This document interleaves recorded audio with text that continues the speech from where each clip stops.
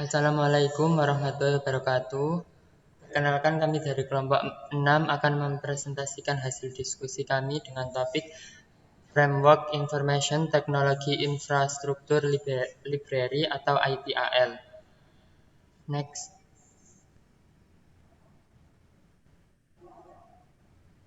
Sebelumnya perkenalkan, nama saya Muhammad Arizaldi Eka Prasetya dengan NPM belakang 074. Saya Berlian Vika Septiani dengan NPM akhir 050. Saya Ellen Julia Putri dengan NPM belakang 072. Saya Rifatus Fitriani dengan NPM belakang 084. Next. Apa saja sih topik yang dibahas pada presentasi kami kali ini? Yang pertama ada definisi ITAL itu sendiri. Yang kedua ada domain ITAL. Yang ketiga ada kelebihan dan kekurangan ITAL. Yang keempat ada studi kasus dari penerapan framework ITAL. Next.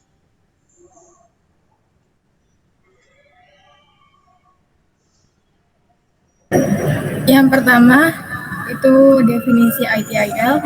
Jadi apa sih ITIL? ITIL itu Information Technology Infrastructure Library atau sebuah framework yang digunakan untuk mengelola layanan teknologi informasi secara efektif dan efisien. Jadi ITIL ini terdiri dari serangkaian konsep dan teknik untuk mengelola teknologi informasi infrastruktur, pengembangan, dan operasi. ITIL ini udah jadi standar industri yang diakui secara global dan digunakan oleh berbagai organisasi termasuk lingkup dunia, baik dari sektor publik maupun sektor swasta. Beberapa contohnya yaitu perusahaan Honda, Toyota, PT Telekomunikasi Indonesia, dan juga PT Kereta Api Indonesia.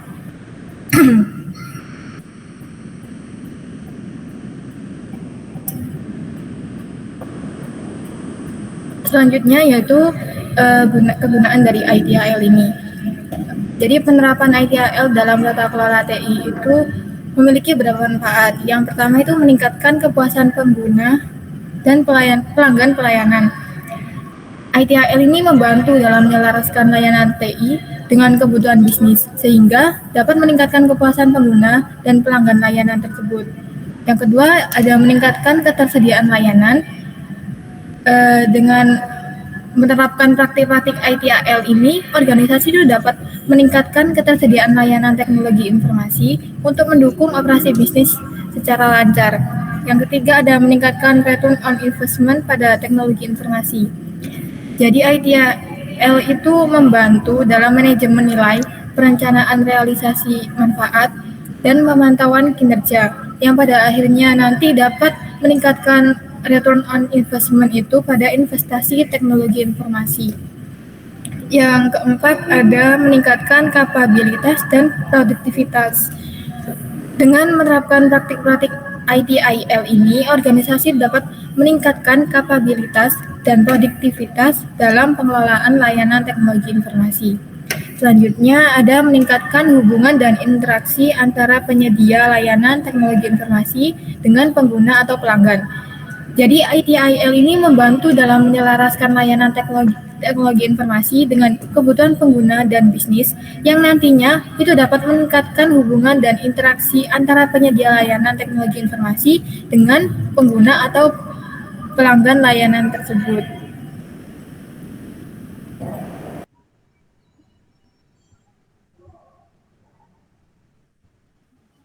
Untuk selanjutnya ada 5 domain dari Information Technology Infrastructure Library atau ITIL. Nah, yang pertama ada Service Strategy, kemudian Service Design, Service Transition, Service Operation, dan yang terakhir ada Continual Service Improvement. Next.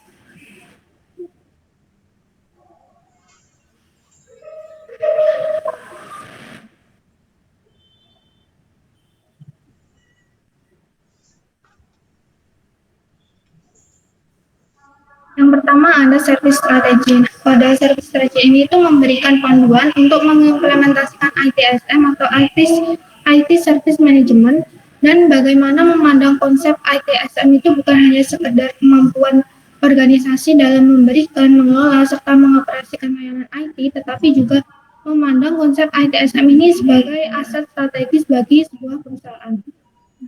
Service strategi ini pun digunakan sebagai panduan untuk menentukan tujuan atau sasaran serta ekspektasi, memilih serta memprioritaskan berbagai rencana perbaikan operasional maupun organisasional di dalam organisasi IT.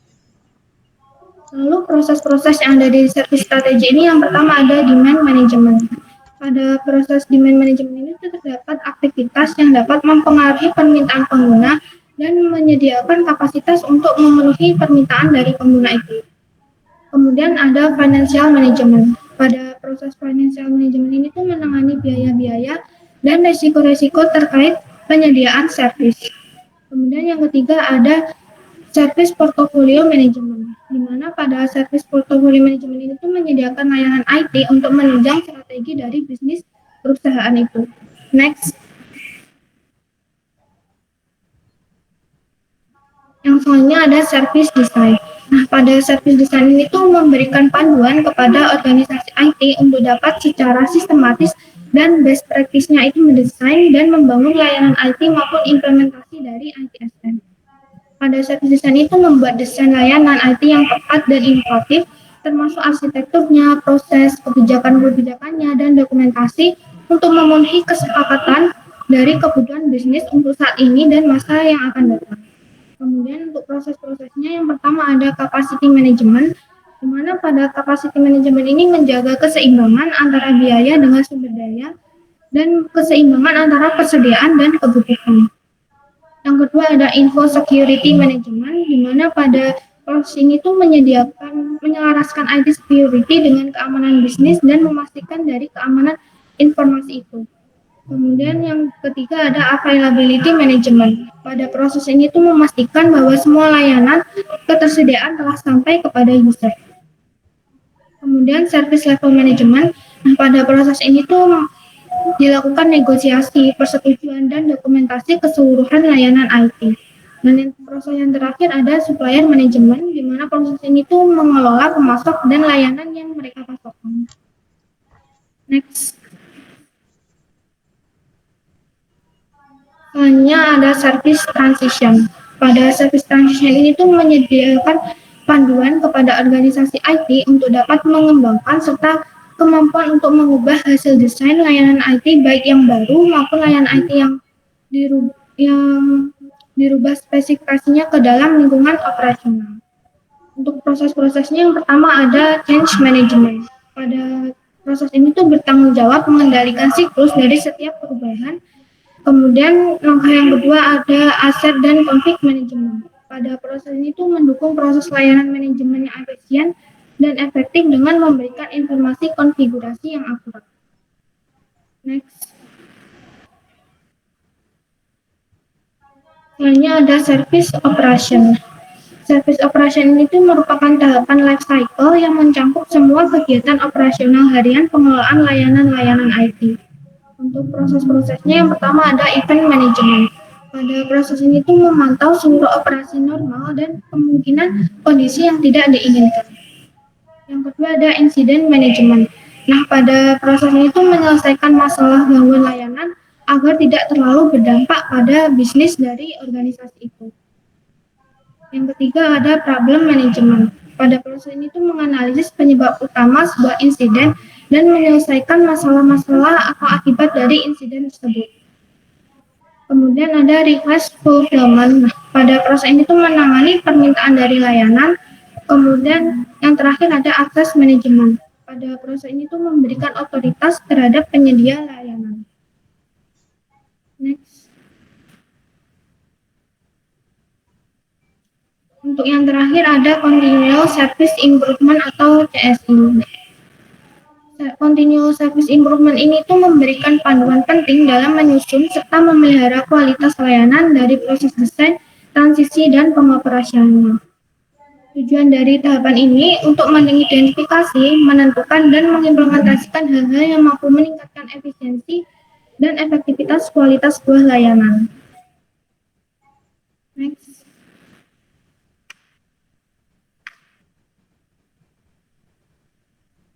Nah, setelah dijelaskan mengenai domain dari ITAL sendiri, selanjutnya yaitu apa sih kelebihan dan kekurangan menggunakan framework ITAL? Next. Yang pertama yaitu menyelaraskan layanan teknologi informasi dengan kebutuhan sekarang dan akan datang dari bisnis dan pelanggannya. Maksudnya apa? ITAL membantu organisasi dalam mengelola dan menyelaraskan layanan-layanan teknologi informasi dengan kebutuhan bisnis.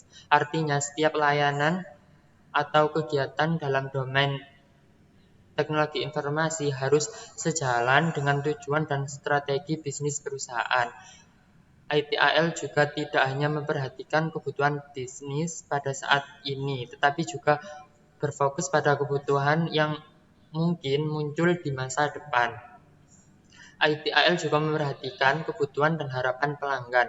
Fokus pada kepuasan pelanggan adalah kunci untuk memastikan bahwa layanan teknologi informasi itu benar-benar memberikan nilai tambah gitu loh bagi bisnis secara keseluruhan. Yang kedua ada memperbaiki kualitas layanan-layanan teknologi informasi. Maksudnya yaitu ITAL membantu organisasi dalam merancang dan mengelola layanan teknologi informasi dengan cara meningkatkan kualitasnya, memastikan bahwa layanan-layanan teknologi informasi ini dapat memenuhi standar yang ditetapkan dan memuaskan pengguna. Yang ketiga yaitu mengurangi biaya jangka panjang dari pengelolaan layanan teknologi informasi. Maksudnya yaitu standar ITAL ini berfokus pada pelayanan customer dan sama sekali tidak menyertakan proses penyelarasan strategi perusahaan terhadap strategi yang dikembangkan.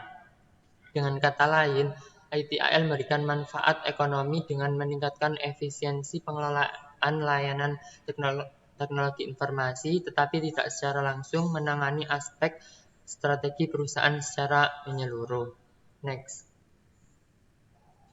Selanjutnya yaitu kekurangan dari framework ITAL. Yang pertama, buku-buku ITAL ini cenderung sulit terjangkau bagi pengguna non-komersial.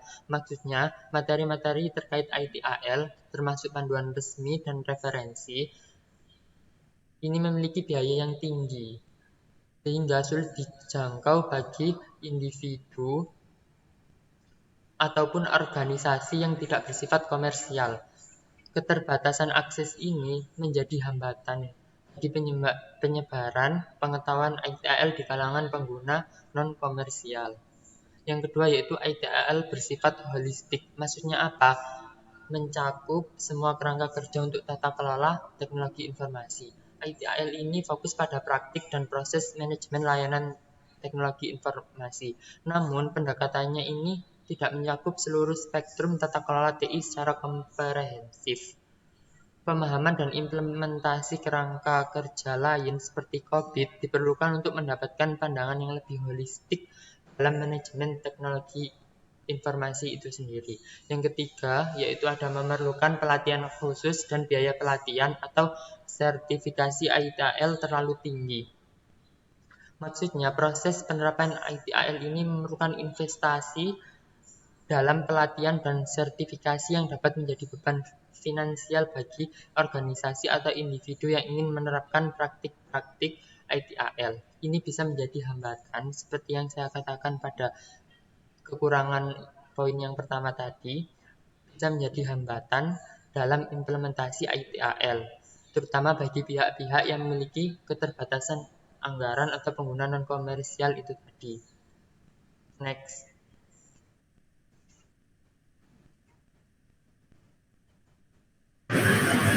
Oke, selanjutnya yaitu contoh penerapan dari framework ITIL itu sendiri. Nah, di sini saya memilih studi kasus yaitu tentang manajemen layanan teknologi informasi LL Dikti di wilayah 2. Nah, bagi yang belum tahu apa sih LL Dikti itu, jadi LL Dikti ini tuh merupakan sebuah lembaga layanan pendidikan tinggi yang ada di Indonesia. Di Indonesia itu sendiri terdapat 5 wilayah. Yang pertama itu pada wilayah 1 itu ada di Sumatera Utara. Wilayah 2 ini ada di Sumatera Selatan, Bengkulu, Lampung, dan Kepulauan Bangka Belitung. Nah, wilayah 2 ini yang akan kita bahas pada hari ini. Untuk wilayah 3 itu ada Jawa Barat, Banten, dan Jogja. Dan wilayah kelima itu ada Jawa Timur, Bali, dan Nusa Tenggara.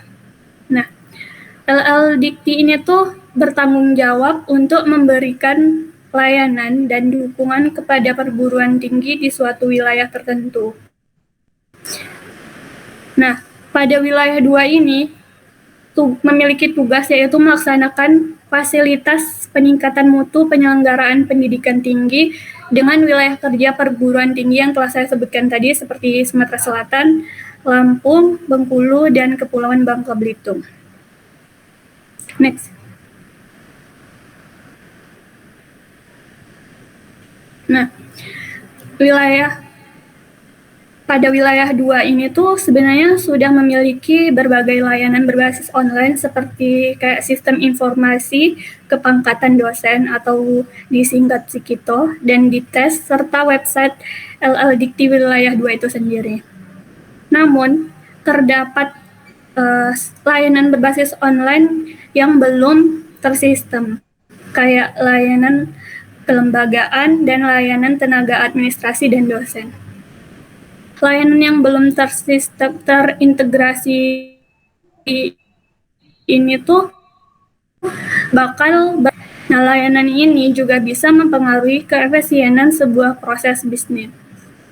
Untuk mengatasi masalah tersebut, maka diperlukan suatu perencanaan yang dapat memanajemen layanan teknologi informasi di kantor lembaga layanan pendidikan tinggi. Dengan cara menerapkan manajemen layanan teknologi informasi, maka akan ada kepastian kualitas layanan dari manajemen sesuai dengan tingkat layanan yang telah disepakati dengan pelanggan. Nah, kenapa memilih framework ITAL? Karena kan ITAL itu sebuah model atau service life cycle TI yang memberikan panduan function dan proses apa saja yang bakal dibutuhin untuk menghasilkan layanan TI yang baik. Makanya digunakan framework ITAL untuk meningkatkan next.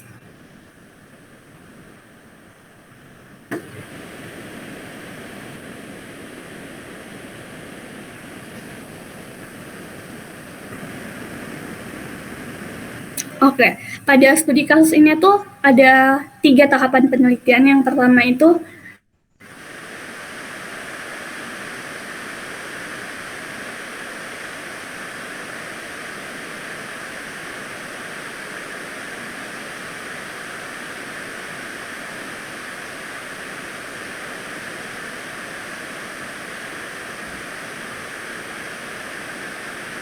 ada tahap awal, tahap pengembangan, dan tahap akhir.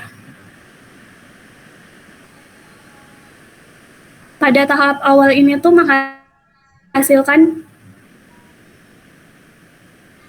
hasil dari penelitian ini pada tahap awalnya itu menghasilkan informasi dan solusi terhadap permasalahan yang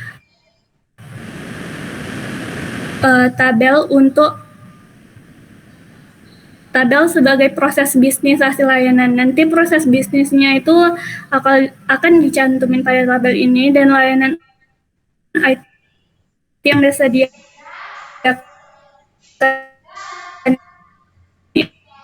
itu apa aja.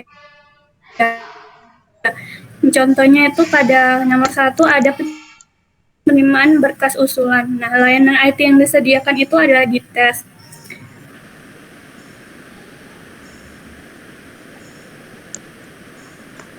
Begitu juga sampai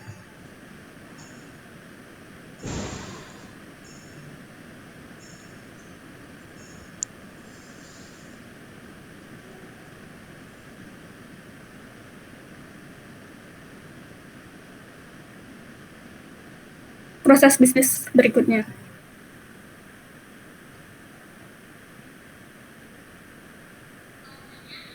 Selanjutnya, setelah melakukan observasi terhadap perbandingan proses SLM ITAL kondisi saat ini, dari acuan untuk menyusun kebutuhan tabel domain ITAS.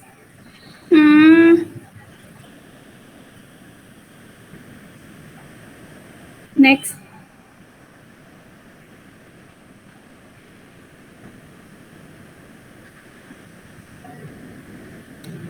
Oke. Yang kedua yaitu ada tahap pengembangan. Pada tahap ini tuh kita menentukan SLA atau Service Level Agreement Framework hingga pembuatan dokumen-dokumen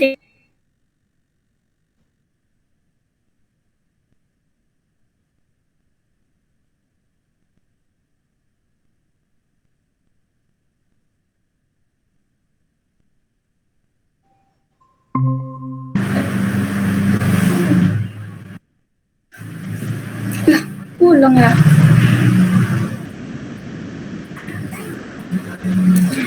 Oke, pada tahap kedua yaitu ada tahap pengembangan. Nah, pada tahap ini tuh kita menentukan SLA atau Service Level Agreement Framework hingga pembuatan dokumen-dokumen tingkat layanan dan prosedur pengelolaan tingkat layanan. Nah, data yang telah diperoleh nanti data yang diperoleh pada tahap awal tadi akan digunakan pada tahapan perencanaan manajemen layanan teknologi informasi service level management. Nah, tahapan ini tuh ada 6 proses. Yang pertama yaitu mendesain service level agreement framework, lalu merumuskan mekanisme pengelolaan tingkat layanan, terus merumuskan service level requirement, ada merumuskan SLA, merumuskan OLA, dan UC. Pada tabel rancangan halaman judul prosedur, di sini ada kayak nomor SOP, tanggal pembuatan, terus tanggal efektif, tanggal revisinya tercantum dalam gambar 2 pada tabel ini. Selanjutnya, tabel yang di sampingnya itu pada gambar 3 itu adalah halaman isi prosedurnya, yang berisi nanti ada tujuan dari prosedurnya itu seperti apa, terus ruang lingkupnya, ada penanggung jawabnya, definisi, uraian prosedur, diagram alir, lampiran riwayat perubahan dokumen prosedur. Selanjutnya, pembuatan dokumen UC itu digunakan untuk melihat target dan tanggung jawab pemrosesan dokumen layanan. Hal ini tuh perlu dilakukan untuk mendukung pencapaian target tingkat layanan IT pada dokumen SLA. Nah, dari hasil wawancara tim IT, pembuatan dokumen UC ini tuh tidak perlu dilakukan karena telah memiliki dokumen perjanjian kerja dalam bentuk kontrak kerja antara vendor dengan tim IT. Hasil wawancara UC itu dapat dilihat pada tabel sebelahnya, tabel 7. Nah, tabel itu tuh menghasilkan bahwa pembuatan dokumen UC itu tidak perlu karena sudah ada dokumen perjanjian kerja antara vendor dan tim IT sendiri. Next.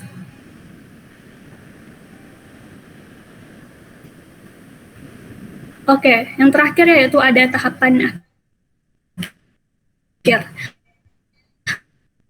Pada tahap ini itu akan dilakukan penyusunan dokumen SLM dan melakukan verifikasi pada tabel 2. Tabel ini tuh merupakan hasil keseluruhan dokumen rencana ITLSM yang berisi ada prosedur, instruksi kerja, dan rekam kerja itu bakal dicatat pada tabel 2 ini. Nah, pada tabel 3, ini tuh tentang hasil peninjauan dokumen perencanaan manajemen layanan IT. Nanti kan pada tahap akhir ini kan ada 2 tahap. Yang pertama penyusunan dokumen, yang kedua itu verifikasi dan validasi. Nah, pada verifikasi seluruh dokumen rencana tabel harus dicatat nanti agar untuk menjadi pembanding setelah dilakukan verifikasi dan validasi. yang selanjutnya ditinjau oleh tim IT. Next.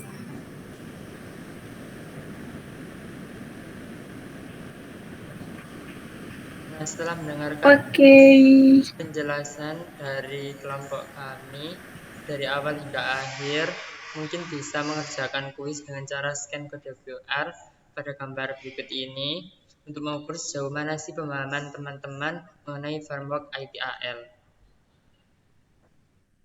Next.